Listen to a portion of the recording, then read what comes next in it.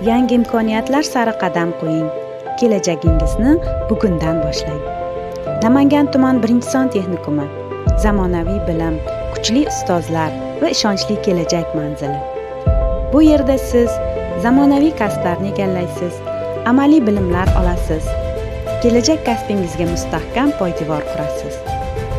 Ta'lim muassasasi 2026-2027 o'quv yili uchun abituriyentlarni quyidagi yo'nalishlar bo'yicha o'qishga taklif etadi.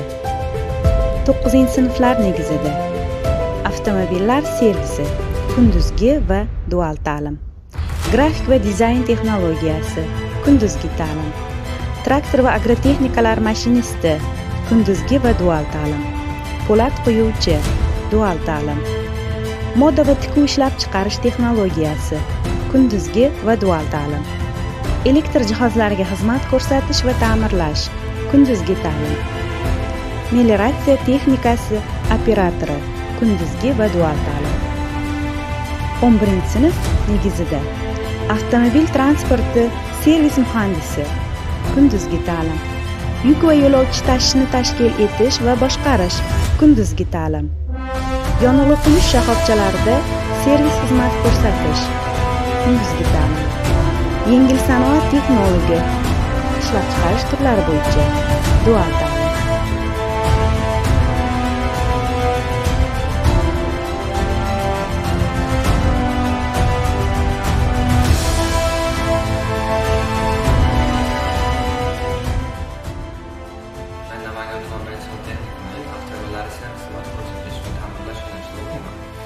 Bu yo'nalishda biz avtomobillarning tuzilishini, ta'mirlashini, texnik xizmat ko'rsatishni amalda o'rganamiz. Biz dual ta'lim orqali nafaqat o'qib, balki ish joylarida tajriba ham to'playmiz. 2025-yil 3-noyabrda Namangan tuman 1-son texnikumi va Xitoy Xalq Respublikasi o'rtasida hamkorlik memorandumi imzolandi. Tomonlarning ushbu memorandum shartlariga muvofiq texnik va kasbiy ta'lim sohasida hamkorlikni mustahkamlash, ilmiy va ijodiy salohiyatni oshirish hamda ikki tomonning sohasidagi rivojiga hissa qo'shish maqsadida hamkorlikni rivojlantirishga kelishildi. Traktor va agrotexnikalar mashinist yo'nalishida biz qishloq xo'jaligi texnikalarini sozlash, ichki tuzilishi va ulardan qanday samarali foydalanishni o'rganamiz. Shuningdek, biz texnikalarni ta'mirlash va mavsumiy ishlariga tayyorlashni ham o'rganamiz.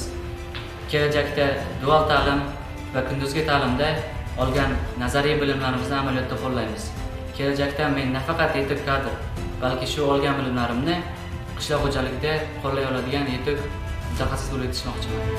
Namangan tuman 1-son texnikumi, bilim, tarbiya va imkoniyatlar maskani. Texnikumda ta'lim bilan birga ma'naviy ma'rifiy tadbirlar doimiy ravishda o'tkazib boriladi. Talabalarni vatanparvarlik, ma'naviyat va faollik ruhida tarbiyalashga alohida e'tibor qaratilgan. Zamonaviy kutubxonamiz esa boy adabiyotlar va o'quv resurslari bilan talabalar uchun xizmat qiladi. Sport sohasida ham texnikumimiz faol.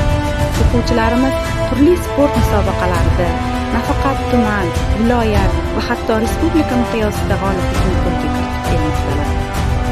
Bu yerda har bir yosh uchun o'z iste'dodini namoyon etish va muvaffaqiyatga erishish imkoniyati mavjud.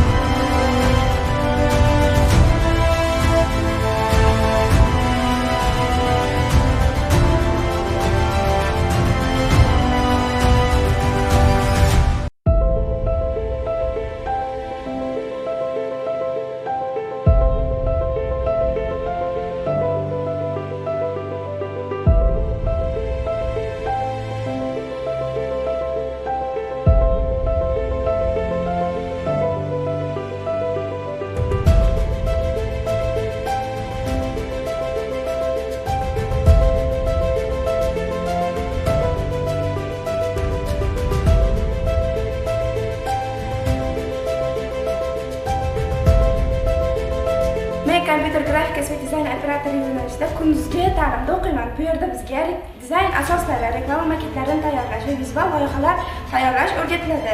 Shuningdek, zamonaviy dasturlarda ishlash va g'oyani to'g'ri ifoda etish shakllantiriladi.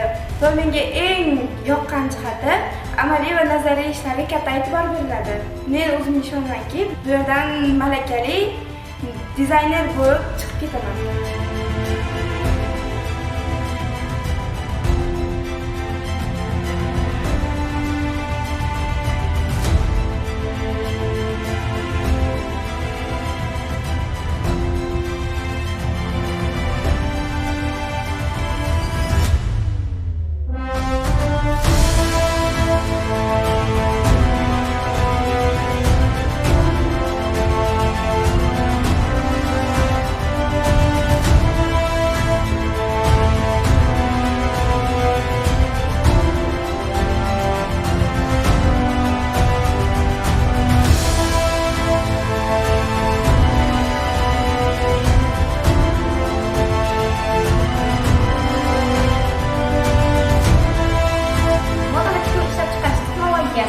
Kunduzgi va dual qalam turlari mavjud bo'lib, bu yo'nalishlarda o'quvchiga kiyim konstruksiyasi, bichish, tikish texnologiyalari hamda zamonaviy modellar yaratish o'rgatiladi. Dual ta'limning men uchun eng katta afzalligi o'qish jarayoni bilan birga korxona muhitida ishlab, haqiqiy buyurtmalar ustida ishlash imkoniyati bor.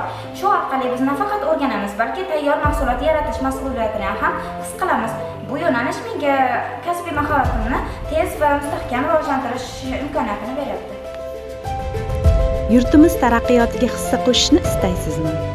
Unda to'g'ri tanlov qiling. Namangan tuman 1-son texnikumi kelajak sari ishonchli qadam manzili. Shoshiling, imkoniyatni qo'ldan boy bermang.